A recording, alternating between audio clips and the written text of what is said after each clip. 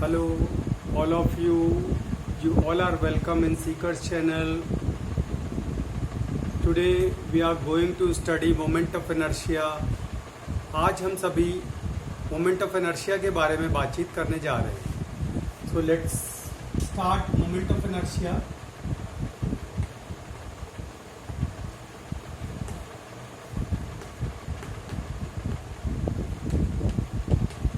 Inertia. So let's first discuss the term inertia. What is inertia? Question is, what is inertia? Then the word inertia comes from the word inertness. Inertness. Inertness का मतलब जैसा है वैसा ही, as it is. As it is. It means any object has a tendency to maintain its present status. If it is at rest, it wants to remain at rest. If it is in motion, it wants to continue its motion. If it is moving in a certain direction, it wants to continue its direction unless and until an external force applied on it. देखिए क्या होता है कि जब हम किसी object पर कोई एक्सटर्नल फोर्स लगाते हैं, then object always opposes this force. It wants to maintain its present status. It resists the change applied on it. So this property, by virtue of which body resists the change applied on it, is called inertia. This opposing tendency of a body is called inertia. Similarly, ठीक उसी तरह से जब कोई body किसी access के about rotate करने की टेंडेंसी रखती है, when a particle has a or an object has a tendency to rotate about an axis,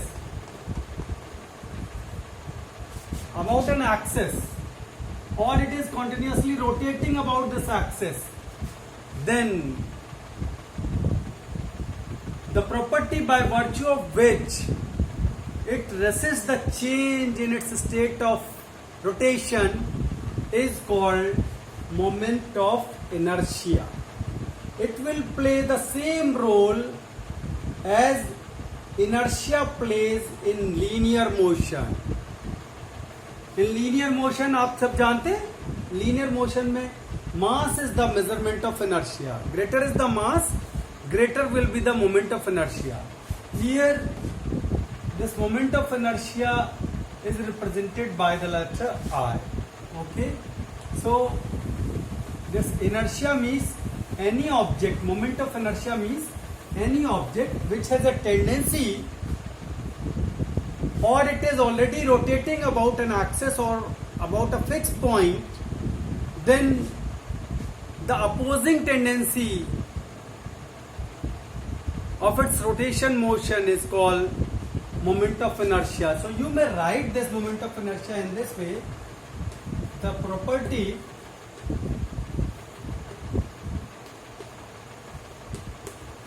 of a body by virtue of which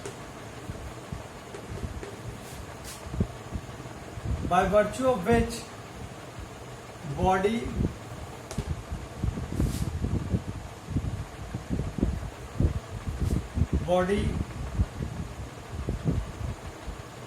resists the change in its state of rotation is called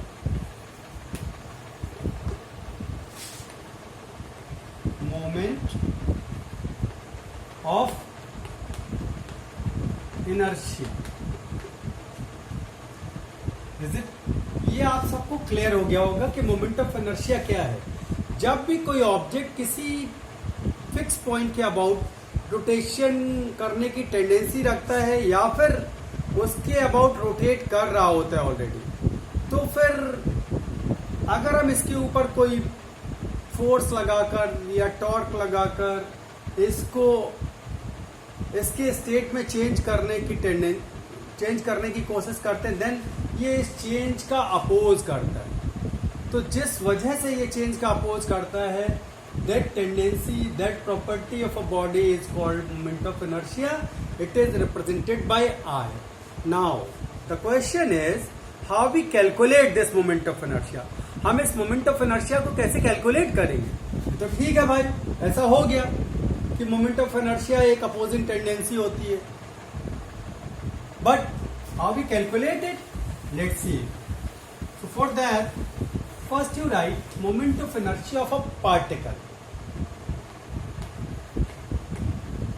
moment of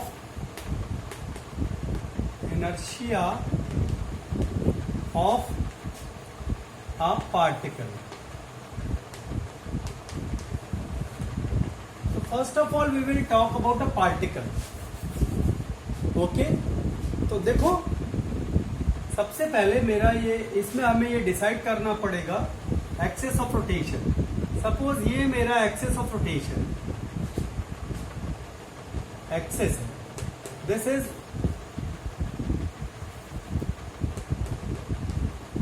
axis. About this axis, here is a particle, say P, which is at a distance r from this axis. This r is the vertical distance from the axis of rotation, and this particle has mass m. तो अगर मुझे इस particle का moment of inertia find out करना है, then what we do? Take the mass of the particle and the square of this distance, और इन दोनों का product, that will give you the moment of inertia of a particle about the axis of rotation. So can we say that the moment of inertia of a particle about the axis of rotation is defined as the product of the mass and the square of its distance from the axis of rotation. This is called moment of inertia of a particle. अगर आपको किसी particle का moment of inertia निकालना है तो you require mass and it's distance from the axis of rotation, this vertical distance you require. अब आप क्या करिए, ये मास ले लीजिए और इस डिस्टेंस का स्क्वायर करके दोनों का मल्टीप्लाई कर दीजिए, then you will get the moment of inertia of a particle.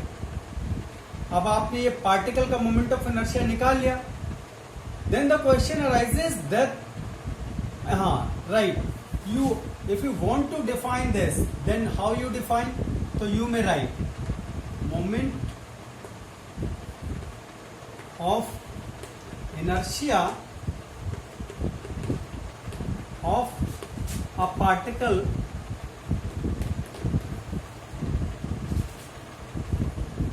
about axis of rotation is defined as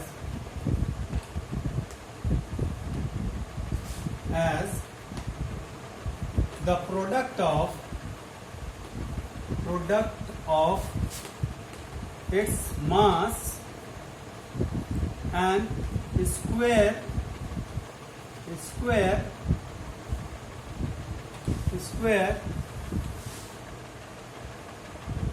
of its distance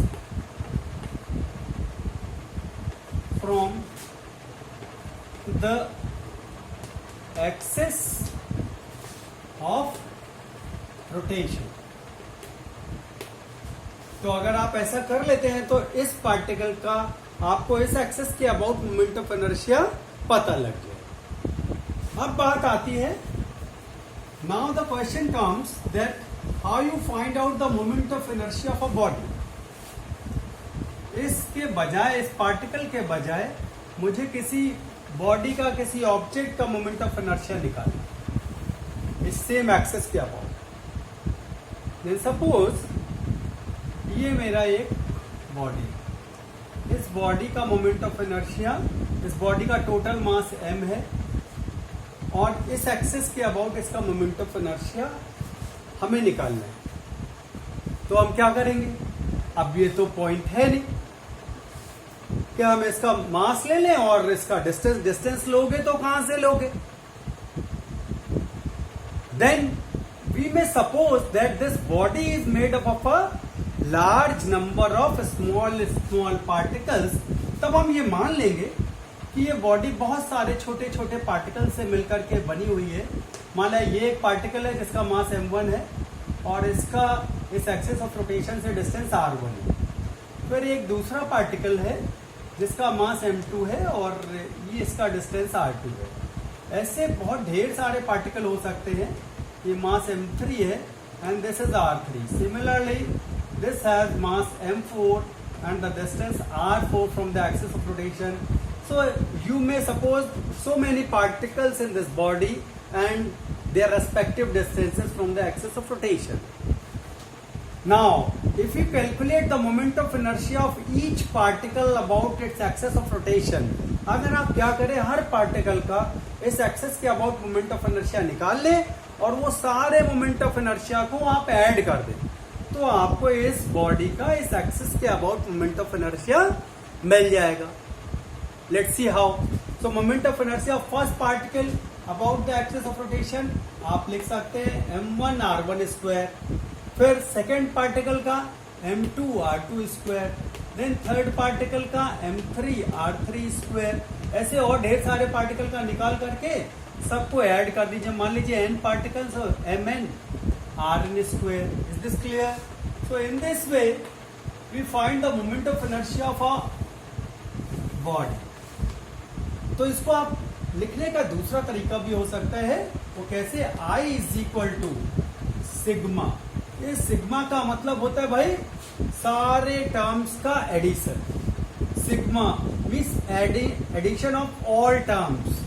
so you can say sigma mi r I square. So where, अब I कहां से कहां तक जाएगा भाई?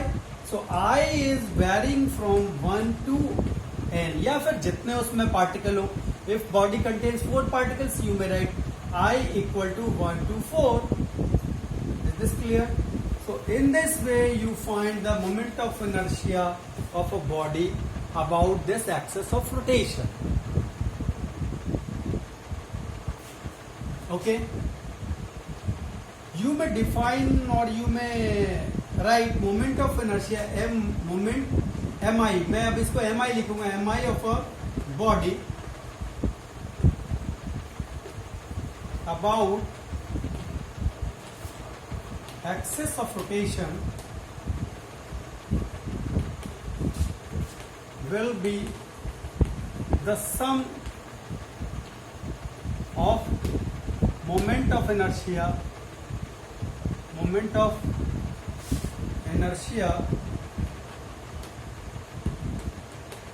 of all particles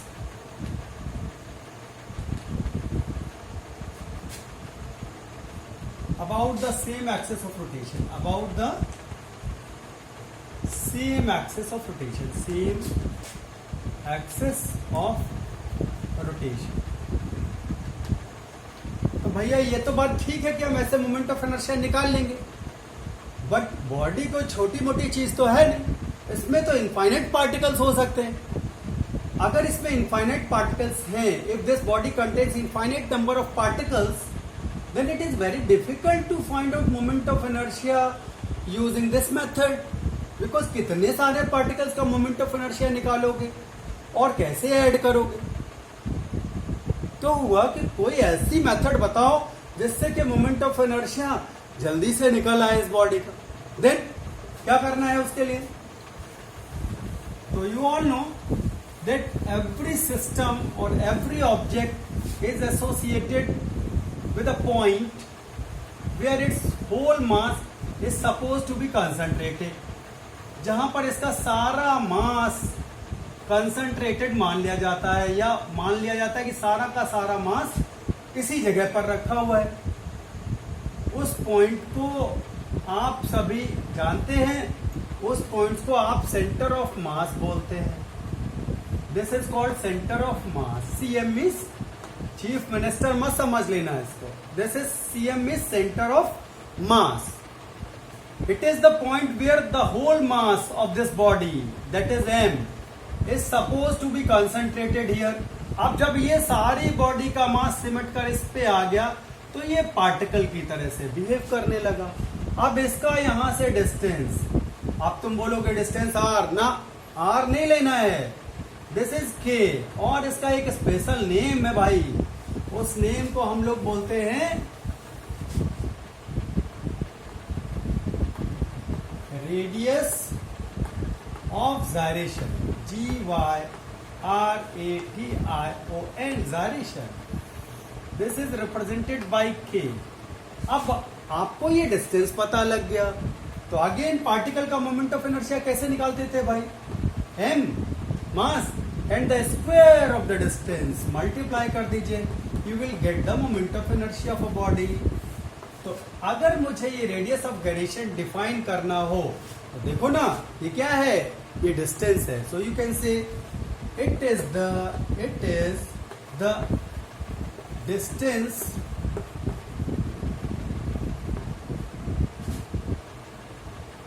from the axis of rotation,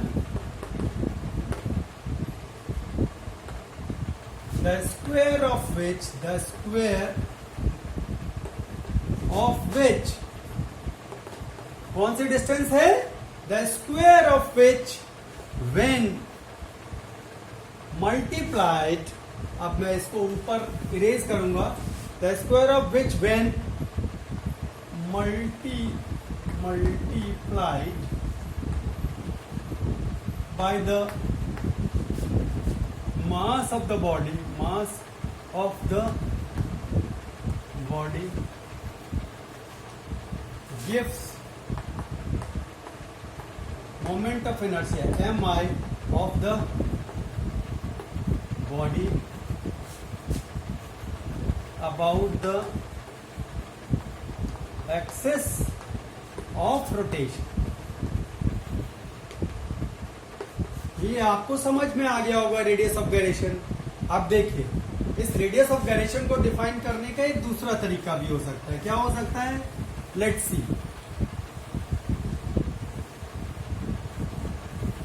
अगर आप देखें तो यहां से k स्क्वायर का वैल्यू आपको I/m मिल जाएगा, राइट? तो k इज इक्वल टू आप क्या बोल सकते हैं? Square root of I/m। तो अगर मैं बॉडी के मोमेंट ऑफ इनर्शिया में बॉडी के मास से डिवाइड कर दूं और उसका स्क्वायर रूट ले लूं, then it will give the k।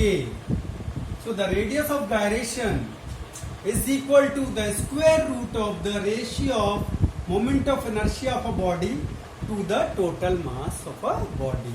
You can say radius of gyration